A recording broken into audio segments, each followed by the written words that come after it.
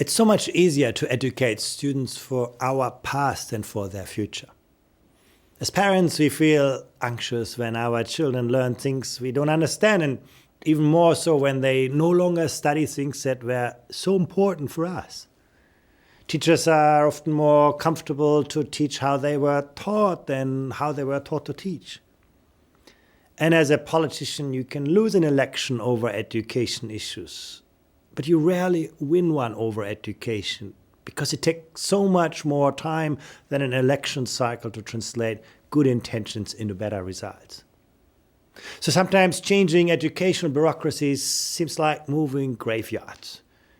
It's hard to rely on the people out there to help you because the status quo has so many protectors. And it's clear that improving education isn't simply a question of putting more money into it. Big budgets don't always translate into quality education. By analyzing the policy efforts of 43 countries over the last decade, the 2019 edition of our Education Policy Outlook gives policymakers some sense of what is being done, where and with what success. But knowing what's done is just a starting point. And much of this year's Policy Outlook is therefore devoted to policy implementation. In a nutshell, policy knowledge is only as valuable as our capacity to act on it. To transform education at scale, we need not just a clear vision of what is possible, but really smart strategies that make change happen. The road of education reform is littered with good ideas that were poorly implemented. And the laws, regulations, structures, and institutions on which education leaders tend to focus are just a small, visible tip of a huge iceberg. The reason why it's so hard to move school systems is that there is a much larger invisible part under the waterline. And this invisible part is about the interests, the beliefs, the motivations, and the fears of the people who are involved in education, parents and teachers included. That's where the unexpected collisions occur, because that part of education reform tends to evade the radar screen of public policy. That is why education leaders are rarely successful with reforms unless they build a shared understanding and collective ownership for change, and unless they build capacity and create the right policy climate with accountability measures designed to encourage innovation rather than compliance.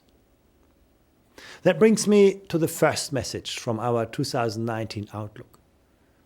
Policy needs to shift towards inspiring and enabling innovation, and to identifying and sharing best practice. And that shift in policy needs to build on trust in education, in educational institutions, in schools, in teachers, and in students.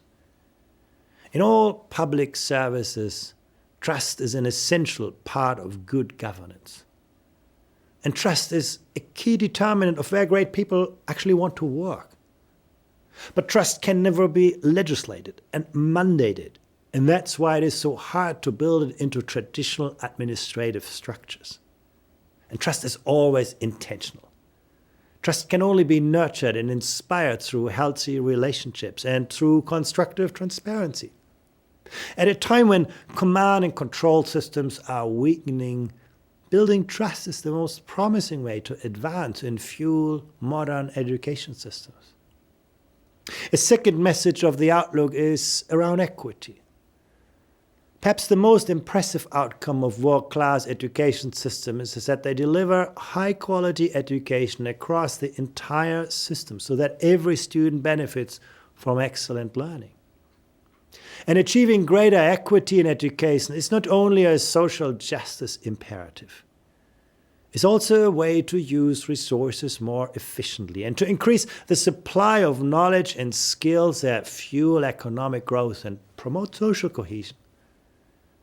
Careful evaluation is needed at each stage of the funding process, and systems need to build capacity for foresight to help education systems anticipate the future. The third message of the Outlook is around policy coherence.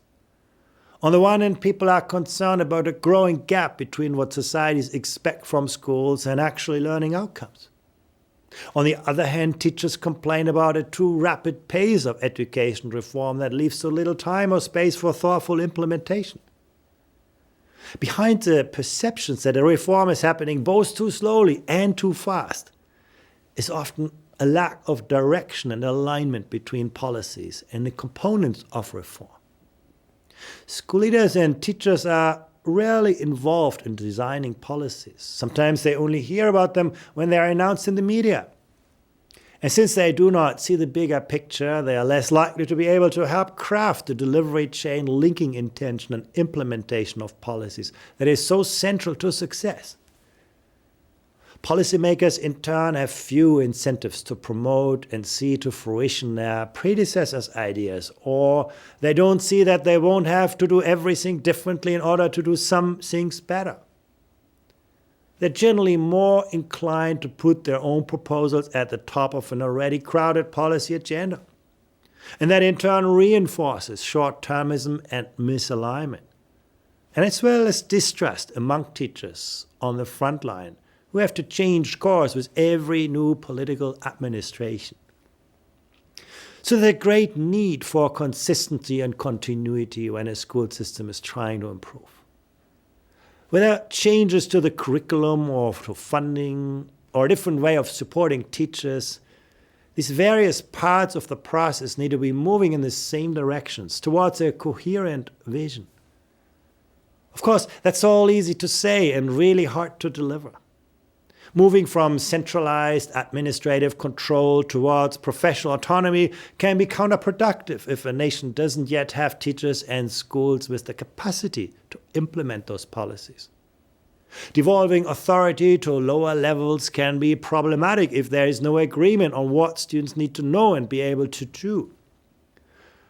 Recruiting high-quality teachers will not be sufficient if those who are recruited are so frustrated by an inadequate system of initial teacher education, or so turned off by a top-heavy bureaucracy that they leave the profession entirely. And last but not least, education leaders need to look not just forward, but also outwards. And that's not about copying and pasting solutions from other places. It's about looking seriously and dispassionately at good practice in our own countries and elsewhere to understand what really works in what context. And that's really what the education policy outlook is all about. School systems that feel threatened by alternative ways of thinking and that get trapped in old practice. The ones that progress are those that are open to the world and ready to learn from and with the world's education leaders.